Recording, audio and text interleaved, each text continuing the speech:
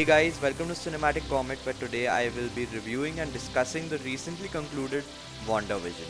So if you are yet to watch any of the episodes, I would highly recommend coming back after you watch the same if you want to avoid spoilers. I would be linking this to Doctor Strange 2 as well, so in case you want to stay clear of any potential spoilers for that movie, then I would not recommend watching ahead, though all of this is merely speculation at this point, so it all depends on whether I get my predictions correct or not. I honestly would have loved to do an episode by episode review every week, but due to time constraints, I decided to make a single video covering the entire series. So let's dive right into it. Let's start with what my initial expectations for the show were. I have always been intrigued by Wanda's powers, so I was looking forward to seeing her get her own show. On the other hand, I've never been a particularly big fan of Vision, and to be fair, that has probably got to do with the fact that he hasn't overall gotten a lot of screen time, so I had very mixed expectations for the show.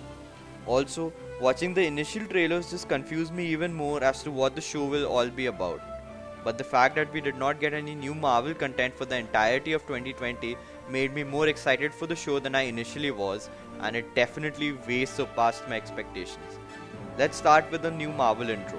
Seeing scenes from Endgame being added to the intro just gave me goosebumps, and I was so glad that we got new Marvel content. Having researched and read about different Marvel storylines, I thought this might be Marvel's take on the famous House of M storyline in the MCU. It wasn't quite that, but the basic gist of Wanda losing control of her powers to create an alternate reality did fit the show's description. There was absolutely no explanation given as to how Vision was back initially and what was going on. Wanda seemed to live a happy life with Vision, where she eventually has twins of her own as well with him. Things get really interesting once the show acknowledges the fact that Westview is in its own reality as compared to the world we live in, with the introduction of Monica Rambeau and the reintroduction of Darcy and Agent Bo.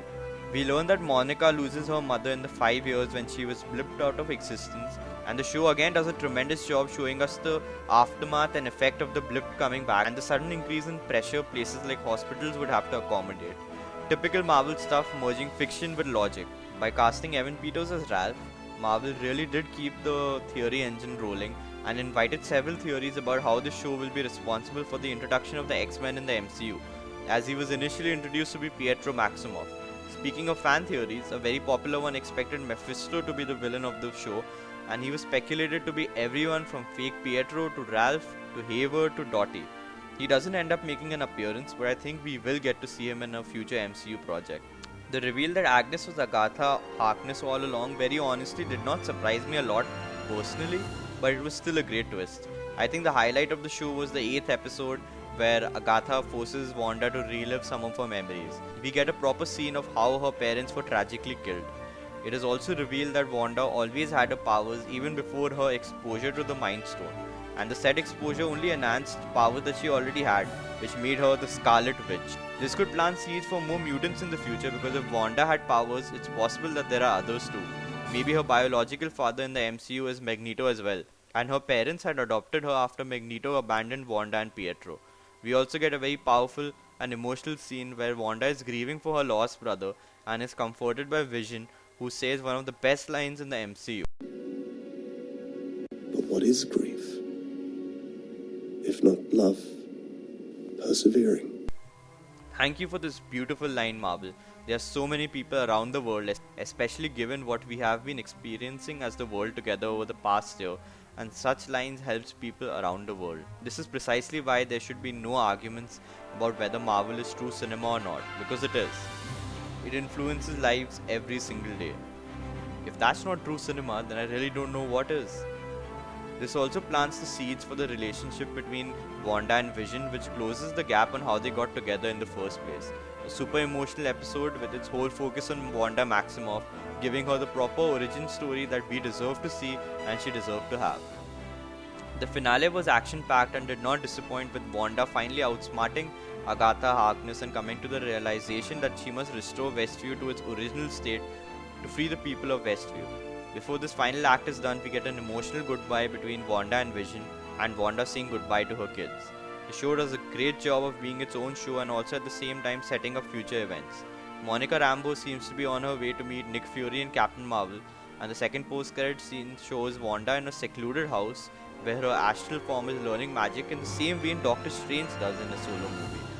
It's quite evident that the scene will tie directly into Doctor Strange, the multiverse of madness. We also hear Tommy and Billy call out for help before the show ends. I read this very enticing theory that the kids have actually been trapped by the villain of the Doctor Strange movie, who's rumored to be Nightmare, and the movie will focus on Doctor Strange and Wanda rescuing her kids. Once she restored normalcy in Westview, it was Nightmare who trapped her children in a dark dimension. That sounds pretty dark, but we do know that the movie was originally supposed to be a horror movie. While it's no longer slated to be a horror movie, I think it's going to be dark with a lot of timelines. It also seems apparent that Doctor Strange will help Wanda get control over her powers, which is important considering the fact that Agatha had stated that the Scarlet Witch is more powerful than the Sorcerer Supreme. It will be a lot of fun to see this mentor-student relationship for sure. Overall, the show was amazing and the actors did a fantastic job playing their parts.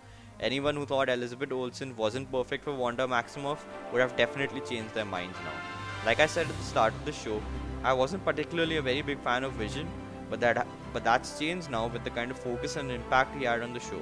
Catherine Hahn played her part as villain and nosy neighbor to perfection, and the trio of Darcy, Monica, and Agent Who continues the trend of Marvel having amazing trios. So all in all, Marvel has started its Disney Plus shows with a bang, and I would give this show a solid 8.5 out of 10. Just for reference, I keep Captain America Civil War at a 9.5 and Thor The Dark World at a 6.75. Endgame doesn't figure in the scale because that's at a level of Endgame, which is a level of its own. I hope you like this review, and since I have called this a discussion and a discussion is a two-way form of communication, I look forward to hearing your opinion on the show and what lies ahead for the future of the MCU. Let me know what kind of videos you would like me to make next. If you like this video, don't forget to subscribe and leave me one of these. I shall see you guys soon, and until then, remember to aim for the moon, because even if you miss, you land among the stars.